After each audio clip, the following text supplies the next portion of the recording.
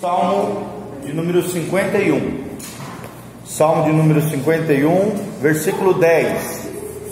Salmo 51, 10. Essa é a nossa escola bíblica. Nosso tema, é pastoreamento inteligente. E nós estamos vendo sobre as questões de causa, sintoma e libertação. Nós vimos, que toda doença tem três situações básicas: tem os sintomas, tem as causas e tem o tratamento.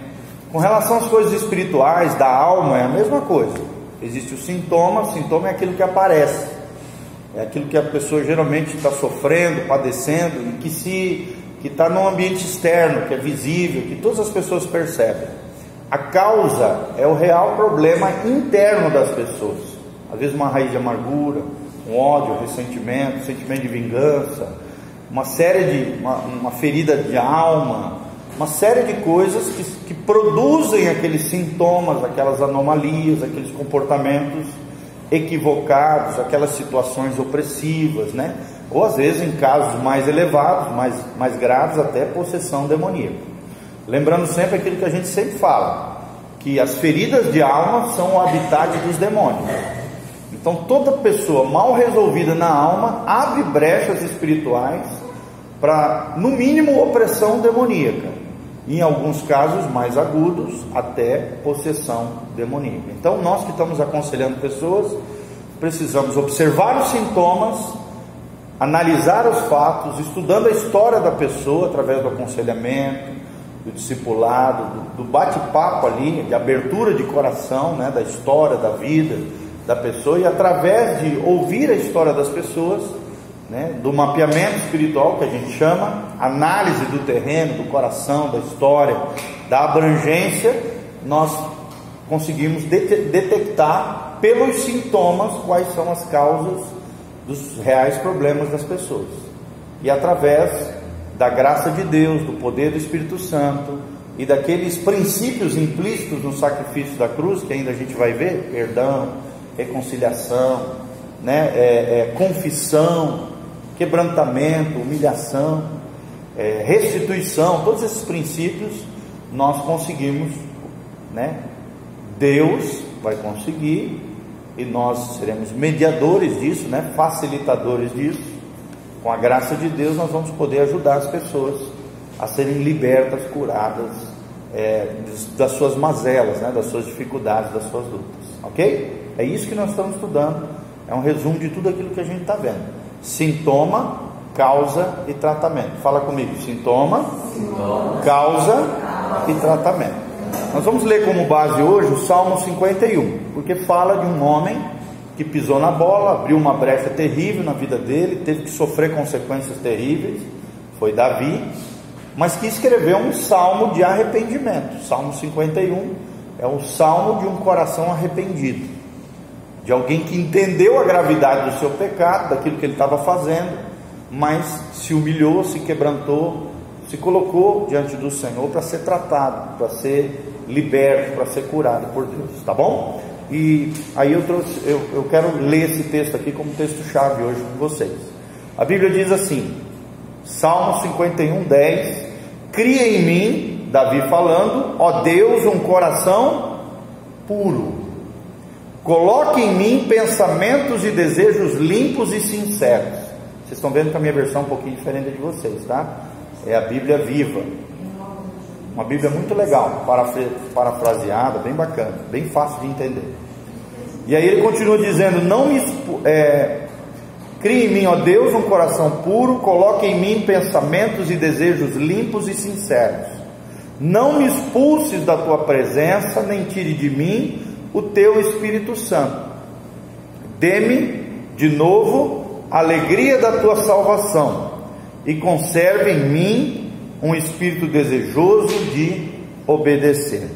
Então poderei ensinar seus caminhos a outros pecadores, para que eles se voltem para o Senhor, para que eles se voltem ao Senhor, ok?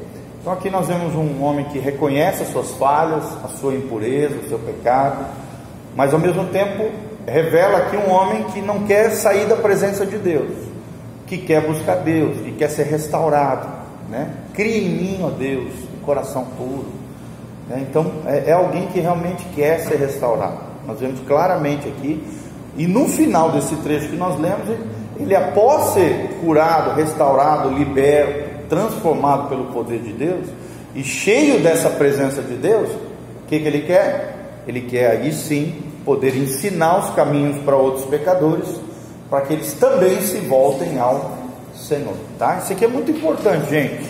Antes da gente se meter a ajudar pessoas, primeiramente Deus tem que fazer uma obra em nós, amém?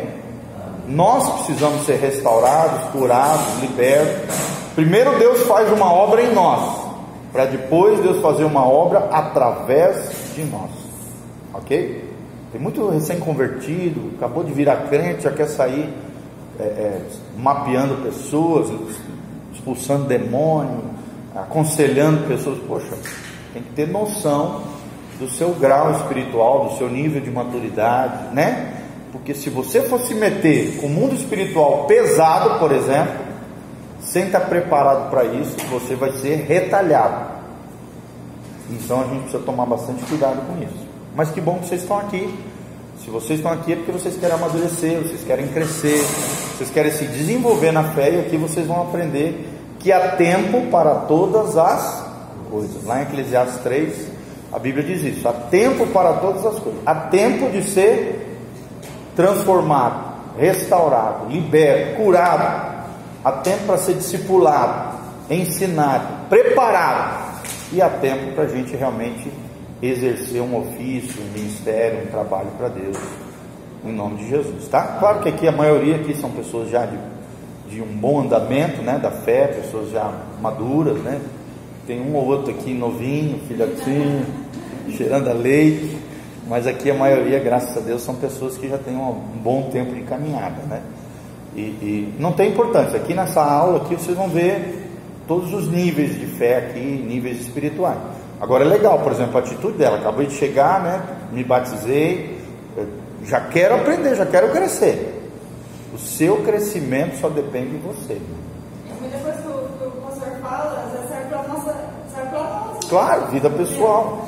Entendimento, conhecimento, sabedoria de Deus nunca faz mal, né? Só faz bem. Então é muito importante isso, e é o que nós vamos falar hoje aqui, tá bom? Todos entenderam? Compreenderam? Então vamos só continuar aqui. Nós vimos que o sintoma é um mecanismo de alerta, né, que indica a existência de alguma desordem naquele organismo. Da mesma maneira que no mundo natural, no mundo biológico, o sintoma revela um problema no corpo da pessoa, no mundo espiritual também. Um sintoma espiritual, uma anomalia, um comportamento equivocado, uma situação crônica na vida da pessoa, revela que um problema interno existe ali. É igual a febre no mundo natural, é o sintoma no mundo espiritual também, tá bom? Então, seja uma dor física, uma depressão emocional, uma perseguição espiritual, sempre vai apresentar um sintoma ali. E essas coisas em si não são o problema, não são a causa, não é a raiz do problema. Elas somente alertam em relação ao problema. Então onde é que a gente tem que chegar? A gente tem que observar os sintomas, mas chegar aonde, gente? Chegar na causa. Fala comigo: observar os sintomas, ouvir os sintomas, mas chegar aonde? Na causa do problema. Então nós vamos ver aqui que a sequência fala sobre isso. Fala sobre os sintomas, depois sobre as causas e depois sobre o tratamento, que são os princípios redentivos. Você vai ver que a apostila ela vai nessa direção. Da mesma maneira é o mundo médico, né? O mundo medicinal, a cura. Por sua vez, a causa é a disfunção em si. A verdadeira origem do problema nem precisa ser descoberta e atacada. Normalmente tem uma conotação multifatorial. O que significa isso? Eu não tenho que atacar o sintoma, eu tenho que atacar o quê? A causa. E a causa geralmente pode ser multifatorial, ou seja, vários fatores. Vamos dar um exemplo claro disso: o homossexualismo. Não posso chegar aqui para vocês e dizer: olha, irmão, todo homossexual é homossexual por causa disso. O homossexualismo é um exemplo de um sintoma que tem multifatorial, vários fatores, várias causas que podem gerar esse comportamento que, do nosso ponto de vista cristão, bíblico, é equivocado, é pecado, é errado. Tão pecado quanto um adultério, tão pecado quanto uma fornicação, tão pecado quanto... É claro que a abrangência, talvez a complexidade seja maior, mas é tão pecado quanto um roubo, um engano, uma sonegação. Então a gente precisa entender, pecado é pecado. E às vezes existem pecados, né, que são multifatoriais, causas que são multifatoriais, são vários fatores, como por exemplo o homossexualismo. Vou dar só alguns para vocês. Pode ser uma falha na educação, às vezes foi educada, muito mimada pela mãe, pela avó, faltou a figura masculina, é uma das causas do homossexualismo. A causa mais comum, eu sempre falo para vocês, é abuso sexual. Foi abusado por um amigo, um vizinho, um tio, e aquilo gerou uma crise de identidade terrível, uma destruição da imagem da pessoa, desfigurou, né? Gerou uma série de colapsos ali emocional e uma disfunção sexual, de identidade crônica na vida da pessoa. Pode ser fatores, tem N fatores, né? Pode ser, foi assediado por alguém levou aquela pessoa a esse mundo que até então ela não sabia, não tinha. Então existem vários fatores. O homossexualismo existe pelo menos 5, 6 fatores que eu estou me lembrando agora, foram esses 3. Pode ser uma decisão mesmo, não teve interferência externa nenhuma, o cara decidiu, não, eu quero ser gay e acabou. Eu me sinto atraído por homens e eu quero homem e acabou. Também pode ser um fator, decisão, claro, ou seja, foi uma escolha moral, sem interferência ou influência externa, pode ser também. Pode ser possessão demoníaca, o cara se envolveu, por exemplo, com coisas pesadas, umbanda, feitiçaria. É muito comum os pais de santo, por exemplo, a maioria deles são homossexuais, porque tem um demônio ali que quando o cara faz aqueles pactos de cabeça, de aliança, de sangue, essas coisas todas, o demônio fica 6 meses numa figura masculina e 6 meses numa figura feminina. Então imagina, se esse demônio incorpora no cara, uma hora ele é homem, outra hora é mulher, o que vai dar? O cara vai virar homossexual, né? Então também é um dos fatores que nós estamos dando esse exemplo para vocês aqui, tá bom? Vamos continuar aqui. O que tu ia falar? Você disse uma vez também que se essa mulher está grávida, tem um menino e tem uma menina, o pai quer muito uma menina, um menino, vai soltar a criança com, né? Sim, exatamente. E vai naquele primeiro fator que eu falei, falhas na educação. Às vezes os pais desejaram muito um sexo que não era aquele, era outro, e criaram aquela criança, né? Por exemplo, tem muito pai que cria a menina como se fosse um menino. Vamos lá, principalmente nessa área aqui de fazenda, essas coisas, tem muito isso. Cria a menina como se fosse um rapaz. E vocês podem ver que nós temos altos índices de lesbianismo nessa cidade. Não sei se vocês observam isso. Altíssimos índices, né? Então existe isso, falhas de paternidade, falta da figura masculina, abusos sexuais, escolha moral, assédio de outras pessoas, envolvimento com o ocultismo. Então tem N fatores aí que podem gerar esse sintoma que é o homossexualismo, tá bom? Eu acho, né, que este caso, como é pequeno, é uma pessoa que antigamente lá, quando eles dão uma promessa, um santo, né? Para procurar uma enfermidade, eles fazem uma promessa, né? Então teve uma pessoa, outra menina, que não ia crescer o cabelo dele até 7 anos de idade, para poder fazer nós para cortar o cabelo lá. Então eu vou chamar desde pequena, desde menininha, e as tias lá, deixavam o cabelo, sabe, xuxinha. Falhas de educação. Isso é bom lembrar, tá? Pode ter uma infiltração maligna, uma perseguição demoníaca em tenra idade, ou seja, pequenininho. Pode começar a ter uma perseguição maligna nessa área, ou por adultério dos pais, ou por envolvimento com ocultismo, ou por envolvimento com idolatria, como você colocou, é também comum isso, ou por promiscuidade crônica por parte dos pais.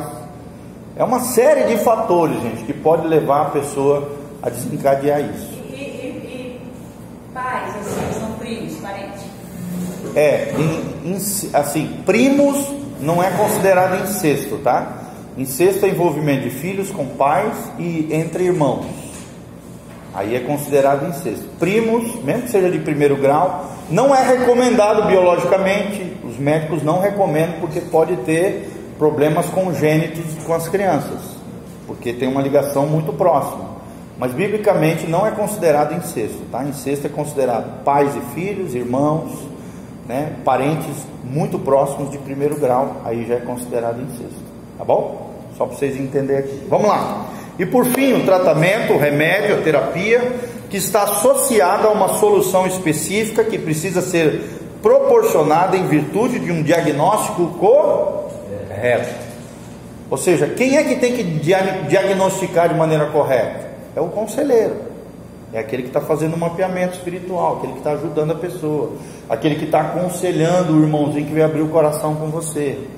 Então, por isso que é importante essa aula, o estudo desse material, você procurar estudar. Isso aqui não é uma coisa que é só ler uma vez já sabe. Não, irmãos, eu já li umas 3 vezes esse livro, continuo lendo, continuo aplicando no gabinete, porque é um assunto muito vasto, que tem várias nuances, né?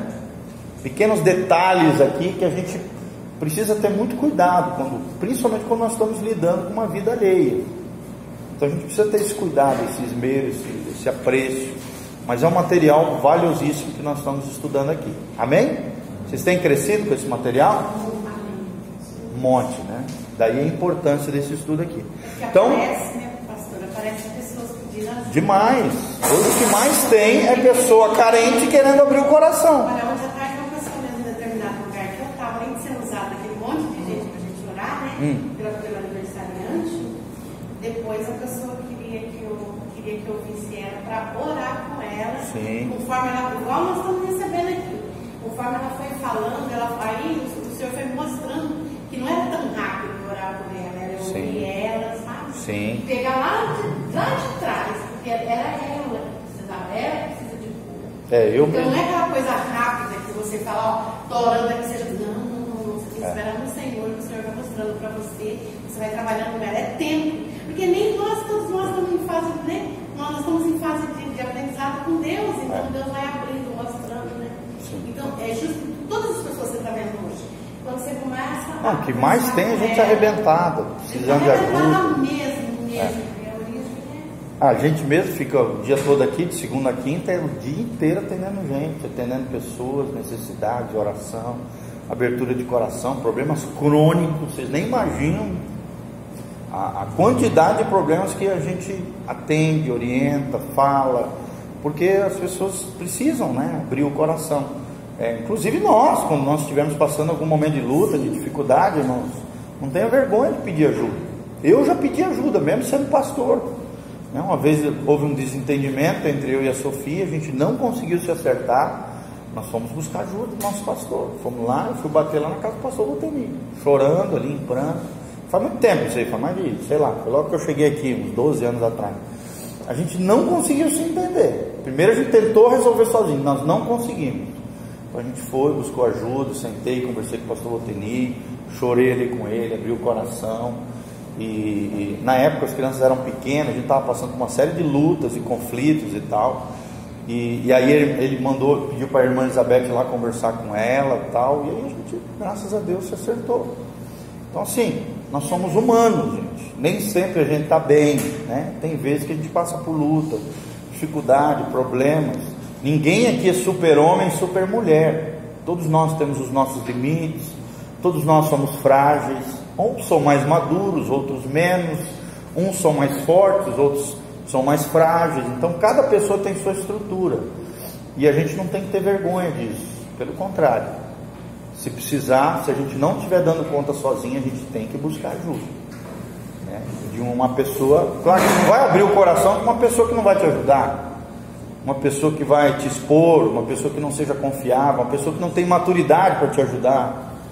Não, tem que ser uma pessoa ou igual a você, espiritualmente falando, no mínimo, ou maior que você, que foi o que eu fiz na época.